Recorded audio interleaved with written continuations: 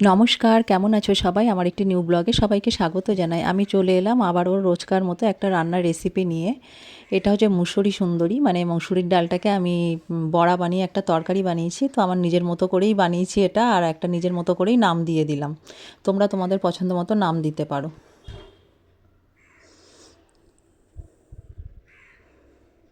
কালারটা সামনে থেকে খুব দুর্দান্ত দেখতে হয়েছিল। আমি প্রথমে একটু মুসুর ডাল নিয়ে নিলাম। এবার মুসুর ডালটাকে ভালো করে ধুয়ে ভিজিয়ে রেখে দেবো কিছুক্ষণ, যাতে আমার বাটতে সুবিধা হয়। দেখো কত পাউডার বেরোচ্ছে, বারবার করে ভালো করে ধুয়ে নিলাম। তারপরে আমি একটা মিক্সিং জারে ডালটাকে বেটে নিলাম। অনেকে অনেক রকমভাবে বানায়, কিন্তু আমার এটা মাথায় এলো যে এইভাবেই আজকে একটু বানাই, ট্রাই করি, তাই করলাম। এবার এর মধ্যে আমি আদা, রসুন আর লঙ্কা একসাথে বেটে রেখেছিলাম, এই বাটাটা দিয়ে দিলাম। আর পেঁয়াজটাও বেটে নিয়েছিলাম, পেঁয়াজ বাটা দিলাম। আর টমেটো পেস্ট একটা বানিয়ে নিয়েছিলাম, এটা রান্নার সময় কাজে লাগবে। এবার এটাকে আমি ভালো করে একটু নুন দিয়ে ভালো করে এটা মেখে নেব, মেখে একটু রেখে দেবো।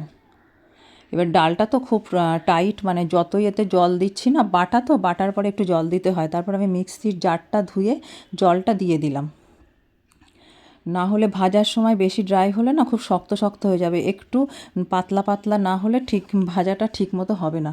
দেখো আমি মানে মাখাটা একটু পাতলাই রাখলাম। বেশ কিছুক্ষণ রেখে দেওয়ার পর তারপরে একে একে করে আমি তেল হয়ে গেছে, আমি সর্ষের তেলেই করলাম রান্নাটা। সর্ষের তেলের মধ্যে আমি বড়াগুলোকে ভালো করে ভেজে নিলাম।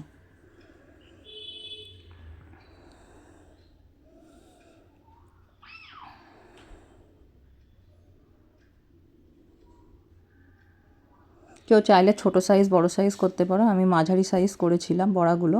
তারপরে বড়া ভাজা হয়ে গেলে ওই একই তেলের মধ্যে আমি একটু অল্পই আলু দিয়েছিলাম, আলুগুলো একটু ভেজে তুলে রাখলাম। তারপর তেলের মধ্যে আমি একটু গোটা জিরে ফোড়ন দিয়ে দিলাম,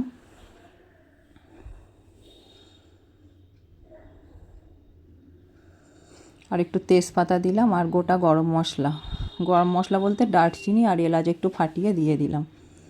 তারপরে আমি যে পেস্ট ছিল শুকনো লঙ্কা, আদা, রসুন বাটা, সেই পেস্টটা দিয়ে দিলাম, দিয়ে একটু নাড়াচাড়া করতে লাগলাম।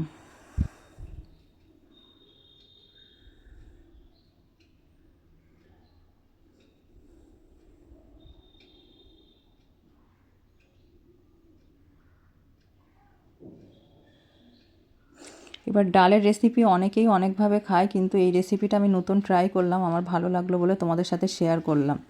তারপর আমি পেঁয়াজ বাটাটা দিয়ে দিলাম, পেঁয়াজ বাটা দিয়ে খানিকক্ষণ একটু ভাজা করে নিলাম আর কি। তারপরে টমেটো পেস্টটা দিয়ে দিলাম।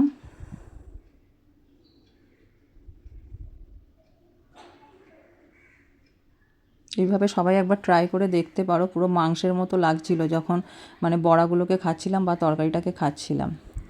তার মধ্যে একে একে জিরে গুঁড়ো, ধনে গুঁড়ো, হলুদ গুঁড়ো আর লবণ আমি দিয়ে দিলাম, একটু জলে গুলে সেটাকে আর কি কড়ার মধ্যে আমি ঢেলে দিলাম।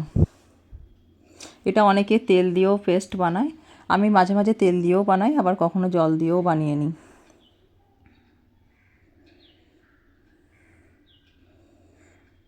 এবার এটাকে একটু কষতে থাকবো তেল ছাড়া পর্যন্ত। তেলটা যখন ছেড়ে ছেড়ে বেরিয়ে আসবে ততক্ষণ পর্যন্ত আমি আর কি অপেক্ষা করব।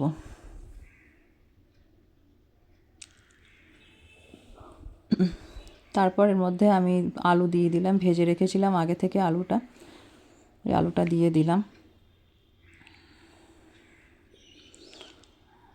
এবার আলুটা অলমোস্ট সেদ্ধই হয়ে গেছে, ভাজতে ভাজতে একটু বাকি ছিল, কুক করতে হবে, সেই জন্য এর মধ্যে জলটা ঢেলে দিলাম। দিয়ে এবার একটু হাই ফ্লেমে রেখে দেবো ঢাকা দিয়ে। এটা বেশি জল দিলাম না, কেননা এটা মাখা মাখাই হবে, বেশি জল দিলে বেশি ঝোল ঝোল এগুলো ভালো লাগে না।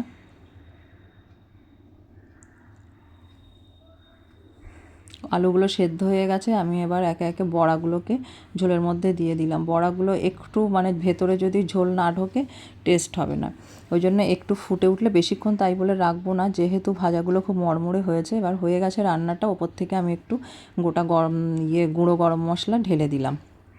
ধনে পাতা থাকলে অনেকে দিতে পারো, কসুরি মেথি দিতে পারো। এবার আমি এগুলো আর কিছু অ্যাড করিনি। যাই হোক, কেমন লাগলো জানিও সবাই। পুরো ভিডিওটার সঙ্গে থাকার জন্য সবাইকে আমার পক্ষ থেকে অনেক ভালোবাসা ও অনেক ধন্যবাদ রইল।